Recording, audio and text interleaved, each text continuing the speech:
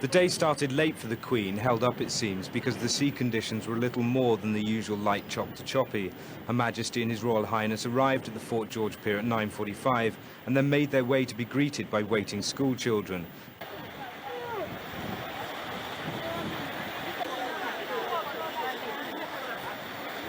Then it was into the back seat of a Range Rover to make the trip through Belize City and onto Belmopan.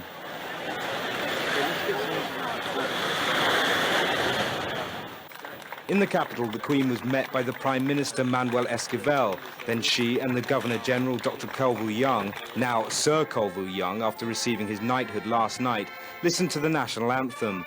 After the anthem, they made their way into the National Assembly, accompanied by the Speaker of the House, B.Q. Pitt, in full garb. The Queen took her position as the head of state in the Speaker's chair. There she was welcomed to Belize's Parliament by the Speaker, while the other members of the House, on their best behaviour, sat in a silence alien to many who followed Belize politics closely. After the Speaker's opening address, the Queen replied. Mr. Speaker, thank you for your welcome. Prince Philip and I are very pleased to be back in Belize. By coincidence, this visit, like my first in 1985, comes in the aftermath of a general election, during which the Belizean people have demonstrated once again that their democracy, though young, is robust.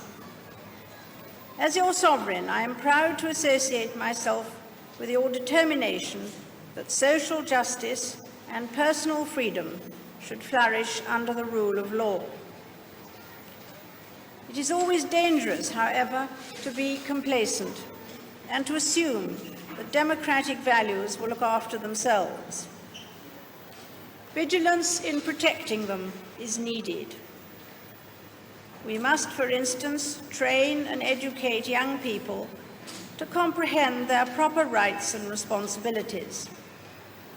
Decisions which can be painful in the short term sometimes have to be taken for beneficial long-term ends.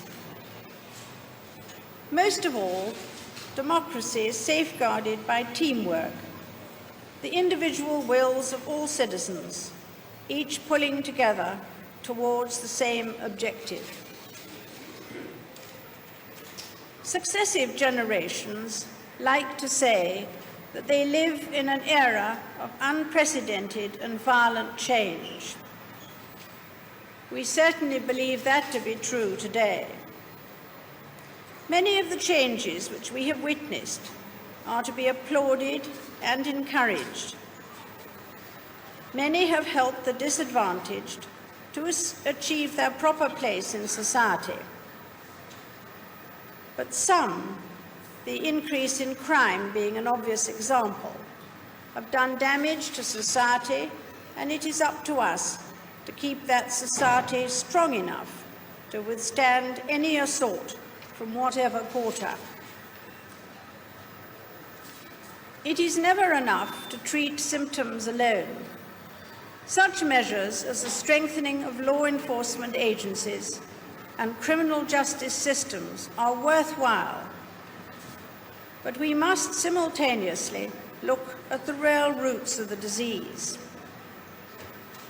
That often means a process of honest and sometimes uncomfortable self-examination by a nation as a whole.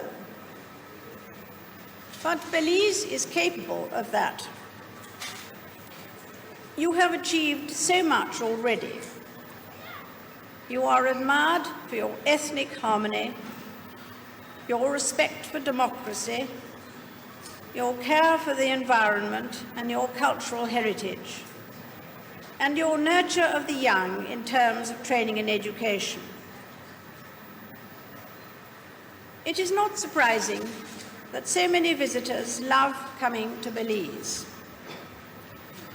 In our case, you have, by the wonderful welcome you gave us in Belize City last night, made us feel truly at home again.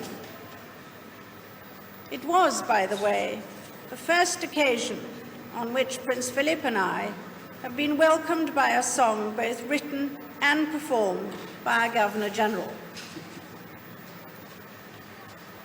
Mr. Speaker, I am delighted to address this honourable House for the first time and to see another example of thriving democracy in our Commonwealth of Nations. We greatly look forward to our travels and to enjoying more of the diversity of this remarkable country.